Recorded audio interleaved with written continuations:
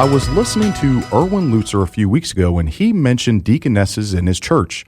Would Pastor Broggi be able to explain what a deaconess is? Well, it's not a third office or a blend of two offices. There's two offices in the New Testament church. There's the office of elder or deacon.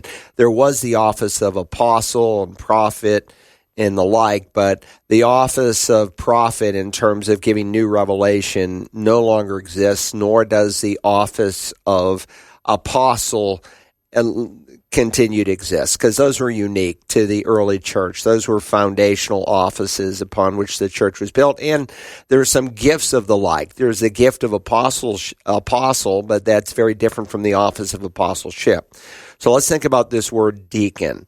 The word deacon simply means servant. And so when Jesus said, he that would be great among you must be the servant of all, the Greek New Testament reads, he that would be great among you must be the deacon of all. In fact, in many languages of the world, they just use the same word deacon, like when Paul gives the qualifications for a deacon in 1 Timothy chapter 3.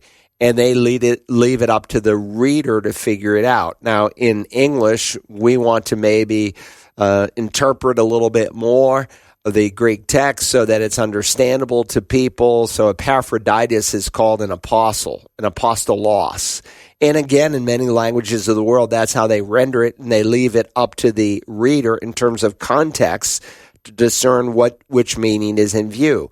Was he saying that Epaphroditus was literally one of the apostles, like maybe the 14th or 15th or 16th, depending on how you count them? Certainly not, because Paul affirmed that to be an apostle, you had to have seen the risen Lord, you had to have been hand-selected by him, and you had to do the signs, wonders, and miracles that only an apostle could do. But the word apostolos means a sent one. And so do you interpret the word directly where like you transliterate it, or do you interpret it? So I don't believe there's an office for deacons. And let me just say, I didn't hear Dr. Lutz's sermon. I have great respect for him as a Bible teacher, but I can tell you if he does believe that there is deaconesses in the church, it's not in the way that many churches are using deaconesses, because he would be the first to affirm that based on 1 Timothy 2, that a woman is not to exercise authority over a man. So how do they come to this conclusion? Well, in 1 Timothy 3, you have the qualifications for an elder, and then you have the qualifications for a deacon.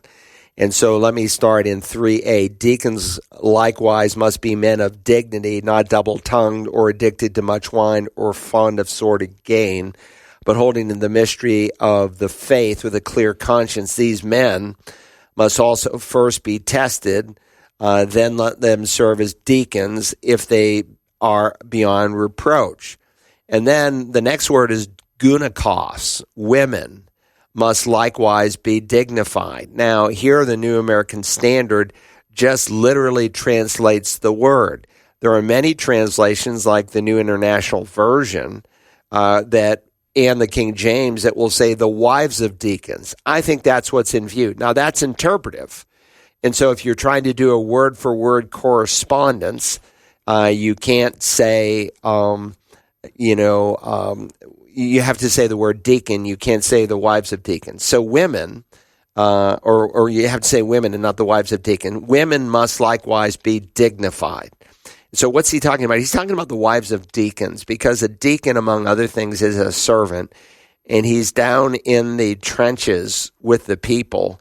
And if his wife is a gossip, and many times a deacon needs to have his wife present with him, because of the nature of the service and seeking to be above reproach. If his wife is a gossip, then she potentially disqualifies him from serving as a deacon.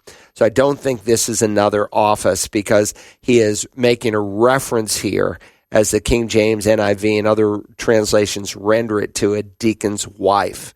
And then he continues in the next verse, deacons must be husbands of only one wife. And again, it's a masculine office with masculine qualifications. The husband of one wife, or literally a one-woman man. So if you can tell me how a woman can be a one-woman man, I can tell you how she can be a deaconess. It's just not possible. Well, they might appeal to Phoebe, who's called a deaconess in Romans 16:1 and 2. Yes, she's called a deaconess, and that she's a servant, and that's the way many English Bibles will render it, because what is in view is not another aspect of the office of deacon. And let me just add, when does the office of deacon actually begin? Well, it begins in Acts chapter 6.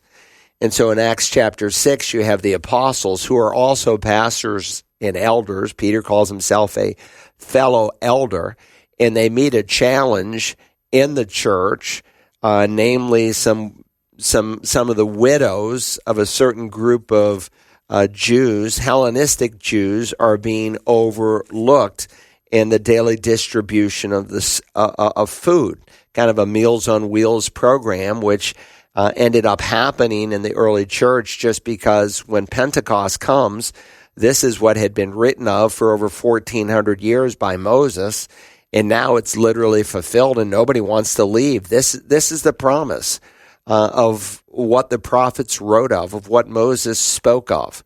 And so Passover literally was fulfilled. 50 days later, after the resurrection, Pentecost is fulfilled. And so nobody wants to leave. They want to stay, and their resources ran out. And so rather than send them off untaught, they continue under the apostles' teaching.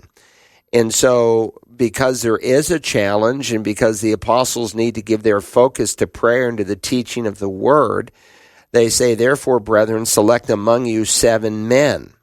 And so the word here for men is the Greek word andros. It's not the word anthropoi, plural. We get the word men or mankind or humanity. He's using a specifically male gender word. Select from among you 7 literal men of good reputation. And so if the office of deacon begins here in Acts 6, and he doesn't say, well, select 6 men and women. He doesn't say select 6 anthropoi, humans. He says literal men. Why? Because this is the focus of the office. Now, why do some men like Erwin Lutzer and others argue for the office of deaconess? I don't know his heart. I don't know his motive. But a lot of men, pastors, feel pressure to somehow placate women in the church who feel cheated. And the reason they feel cheated is because some pastors are just teaching what they can't do, and they're not underscoring and emphasizing that which they ought to do. And so when a woman really understands the call that God has placed on her, the high and holy call of discipling younger women, something the older women are to do, and to train and to teach the next generation how to raise godly children, which ultimately become the leaders in the church, men and women alike. If they dismiss that role as meaningless, then they're going to clamor for some titles. And that's kind of sad. And so some pastors end up saying, well, there's the office of deaconess as well, to give them some kind of a platform. But that's a mistake. That's sometimes wanting to be liked. And again, I'm not saying that's true of Dr. Lutzer. But that, I would say, with most of the pastors I have met who argue for the office of deaconess, that's what it is. It's wanting to placate women in the church who aren't satisfied with the role that God has called them to do. Listen, men and women are equal, but they have different roles. They have different roles in the home. The man is to be the head of the wife, and they have different roles in the church. Men are to lead. That's how God dictated it. And when you give that role to women, you feminize the church. And it is a huge, huge mistake. And so to take Phoebe, who's just termed with a feminine word deaconess, and to create this other aspect, or in some people's minds, a third office, is a huge mistake, because the word deacon is used of the word servant typically throughout the New Testament literature. But with that said, in fairness to Dr. Lutzer and others who have taken this point of view, they would be quick to say, but a deaconess still can't exercise authority over a man. So Again, that's not true in most churches where they have the office of deaconess, but it would certainly be true, I think, if Dr. Lutzer was still pastoring, it would be true of his church. Dr. Carl Broggi answers your questions about the Bible and living the Christian life Tuesday mornings at 11 on The Light, 88.7 FM, and online around the world at wagp.net.